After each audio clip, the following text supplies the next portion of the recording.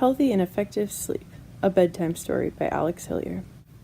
Hi, my name is Gerald. As many of you may know, giraffes don't know much about sleep, so I figured we could learn together.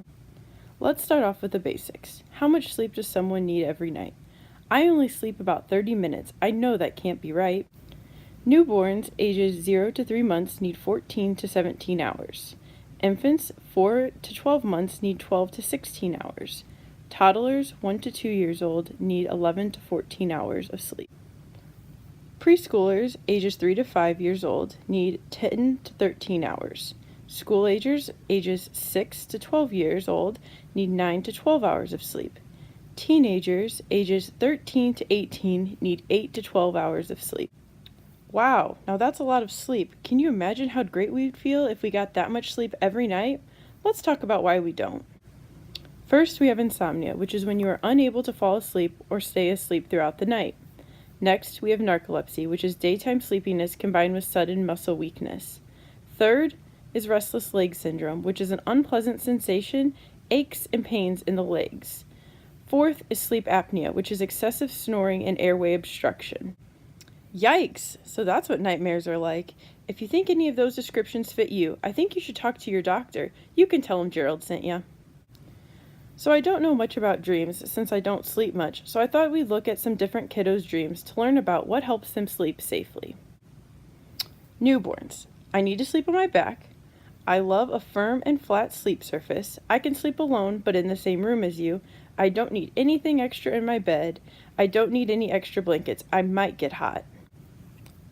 Infants. I still need to sleep on my back. I need more quiet sleep and less active sleep. I can still sleep in your room, but remember, I like to sleep alone in my crib.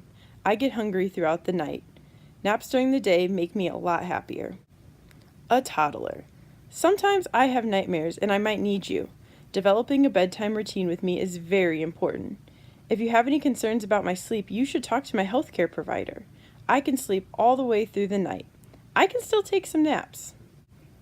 Preschoolers and school agers. Nightmares still scare me in the middle of the night. Sometimes I won't want to go to sleep or wake up, but don't worry, I don't need a nap. Maintaining a bedtime routine is great, even when I get busier. I might wet the bed on accident. I might have a special item that I like to sleep with.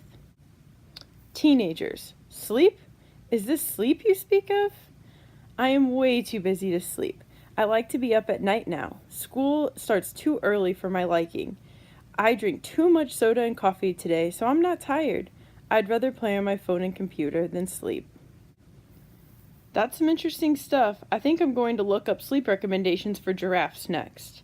I recently learned about how sleep affects your body. Let me share. I think you'll be surprised. Here are my friends who get enough sleep each night.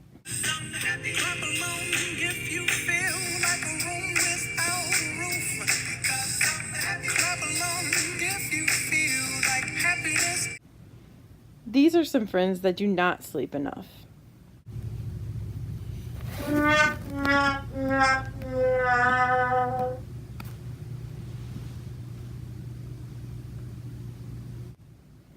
If this is you, please don't worry. I don't get enough sleep either. I may have some tips to help you get more rest. I always thought sleep hygiene was about keeping your body nice and clean, but it turns out there's hygiene for sleep too. Just like you brush your teeth and shower every day, you need to do sleep hygiene every day. Set a bedtime. Limit your caffeine. If you can't sleep after 20 minutes, get up. Exercise daily. Use the bed only for sleeping. Turn off your electronics. Wake up at the same time every day. No large meals before bed. Develop a bedtime routine. Maintain a healthy diet. Avoid bright lights. Restrict fluid intake before bed. And don't go to bed unless you're sleepy. I think I may use some of those tips myself. Let's talk about setting up your bedroom for a good, restful night of sleep. Look at this room. I think it's set up perfectly. Dimmed lights, an alarm clock, some relaxation devices, temperature control, comfort, and no electronics are present. It's just perfect.